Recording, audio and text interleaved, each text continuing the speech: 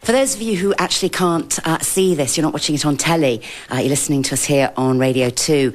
The stage is magnificent, and there's this enormous screen with all sorts of messages running across it: end hunger, save the environment, secure human rights, relieving debt, end poverty now, saving refugees, and these words are sort of spinning around all of the time.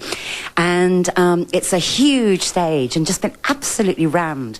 I had the privilege of watching George Michael do a sound check, and rammed with a big choir, dancers, the whole works. Fantastic. Yeah, we've been, I mean, I can't help it. I don't do things by halves, so we've spent a whole week rehearsing with everybody. We've got dancers. I've never had dancers before, actually. It's just because I'm getting old and I don't want to have to do it. Do you know what I mean? It's like, I'm certainly not going to be wiggling about it like I used to, so there's a bit of movement on the stage. So we've got dancers and a great choir, fantastic choir. And I've managed to find things for them to sing. So an inspired set, I think. Brother, can you spare a dime? Buddy, can you spare a dime? Brother, can you spare a dime? Fantastic, because there's a moment there of, come on, this is what it's about. Well, it's such a fantastic song. I've recorded it recently, and it suddenly occurred to me it would be perfect for the night. So, and it's actually completely perfect for my range. I get to really show off, which is You do, nice. We were saying that. You do actually get to pose a great deal in that one. Yeah. The vocal range, it's fantastic. Thank you. It really is. You've been high profile over this. You've been Mr. PR man. What kind of pressure has that put you under? Well, to be honest with you, I really didn't want to be anything like as high profile as I ended up. Truth is, because of the unfortunate timing of this guy from LA suing me, and the conference being when it was, I had to do something. And the only thing I could think of to do for them, not to ruin the conference and not to spoil, what the message of the day was to make this little deal with them, which was horrific for me. Believe me, I drove around the next morning and I drove into a garage to buy the papers. Unzipped. It didn't occur to me that they'd all be. It didn't occur to me they'd all be like front page. I mean, it was nothing. Not like I said anything much that hadn't been said before. But I drove into the garage, saw all these papers. You know the way they stick them outside the garage. Saw all these headlines and just drove out again. I just couldn't do it. I couldn't do it. I had to pluck up the courage.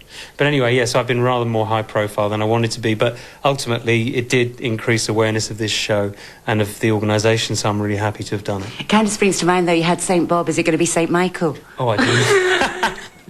No, it's St. Michael. You'll save money on the labels. Yeah, absolutely. Actually, I do have the occasional piece of Marks and Sparks, but it's mostly underwear. I don't think I'll be taking on sponsorship anytime soon. Of course, there are people who are going to say, oh, here we go, another load of pop stars. You know, who the heck do they think they are? What can they achieve?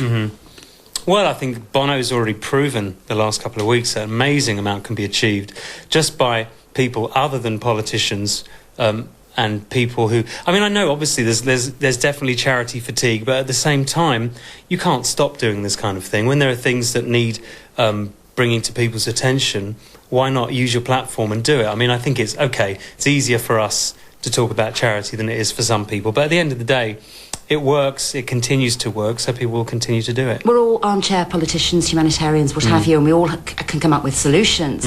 Do you think the advantage of this is that Joe Blogs has a voice because it's on the net? Well, I think so. I think, and also the size of the internet means that the actual potential, once everybody's online, because at the moment it's a growing thing, once everybody's online, this could be an incredibly important vehicle for change, and...